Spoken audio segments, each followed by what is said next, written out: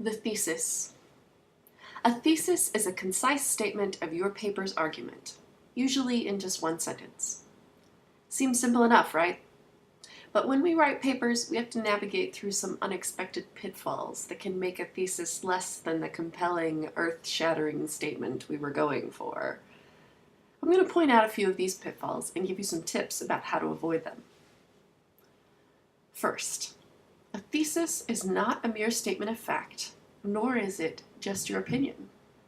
It's an argument, which means it's something someone could argue against using evidence. It's helpful to remember that your paper is part of a larger conversation. You're aiming to keep that conversation going while contributing something substantive. You want to have a meaningful exchange so that everyone involved can learn more about the issue. How do we make this happen? Let's go back to my claim that a thesis is not a mere statement of fact or just your opinion. These are like two ends of a spectrum. At one end, we have just fact, something we know is true. For example, if I were writing about the picture of Dorian Gray, a thesis that is just fact could go something like this. In the picture of Dorian Gray, the portrait of Dorian that Basil paints becomes old and ugly, while the real Dorian is forever young and beautiful. Imagine if someone said this to you in a conversation about a novel. What's your response? Yes, and? Anyone who's read the book knows this is true. It doesn't add anything to the conversation. There's just no need to say it. On the other end of the spectrum is just opinion. An example of this kind of thesis might be, Dorian's a stupid character. That's a snap judgment, not an argument. There's no way to argue against that. A conversation about this thesis would descend into inanity. Who wants to read that? A thesis is between those two ends on the continuum. It's an argument that you can support with evidence. Here's a good example. The picture of Dorian Gray is a morality tale to convince readers that focusing on the senses instead of relationships leads to loneliness and an unfulfilled life. That keeps the conversation going. That's something you can argue against. You could say, no, the picture of Dorian Gray is not a morality tale. Wilde even wrote in the preface that there's no such thing as a moral or immoral book. Or you could say, no, it isn't focusing on the senses that brought Dorian down. The root of his problem is really his easily influenced nature. If he hadn't met Lord Henry, somebody else would have gotten to him with some other philosophy. You can see that with the right kind of thesis, the conversation gets more specific and thus more interesting. The complexities of the novel start to pop out of the conversation. We have opportunities to rethink our position. So it's great if our way of writing about literature makes this kind of conversation possible. The second pitfall that shows up is the thesis that only includes some of the material in your paper. Your thesis needs to be related to everything in your paper. It is, after all, your main point. Often people start writing with one thing in mind and then wander or even change their minds partway through writing. This is unavoidable. It's just part of writing. And it's a wonderful thing about writing. It means you're thinking, learning, observing.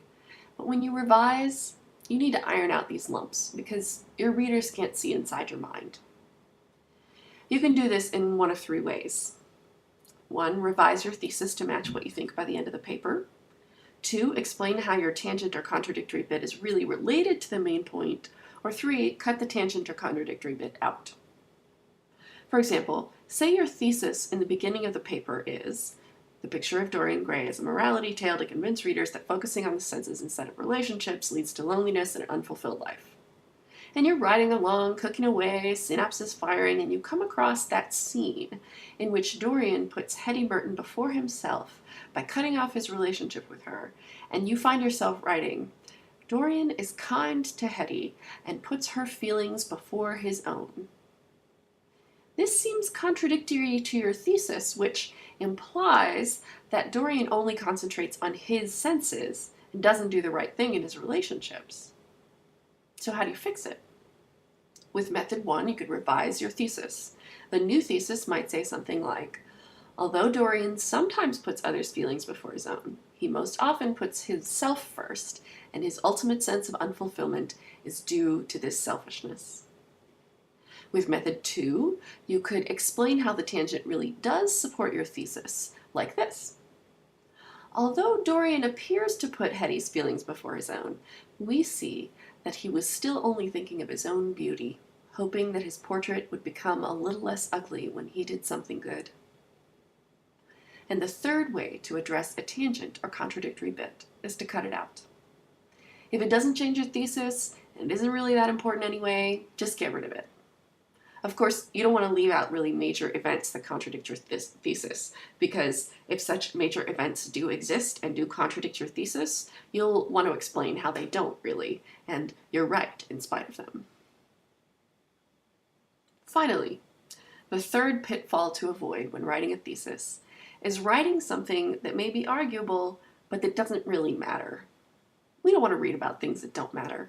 For example, Dorian is a silly name is not a good thesis. This is relative, of course. Scholars of late 19th century literature might care a lot more about certain details than a general reader. That's why it's important to know your audience. Dorian is a silly name might in fact be quite relevant to a 2-year-old who's just learning to say names, but it's not appropriate for a scholarly essay.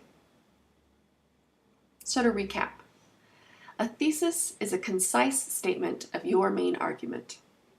It is not either a mere statement of fact or just your opinion, but a claim that can be debated by those who care about the subject. A thesis should be supported by everything in your paper, not just the first half or the bits that seem most important to you when you start writing. And finally, your thesis should matter to your audience. You're putting a lot of effort into writing a paper. You want it to count.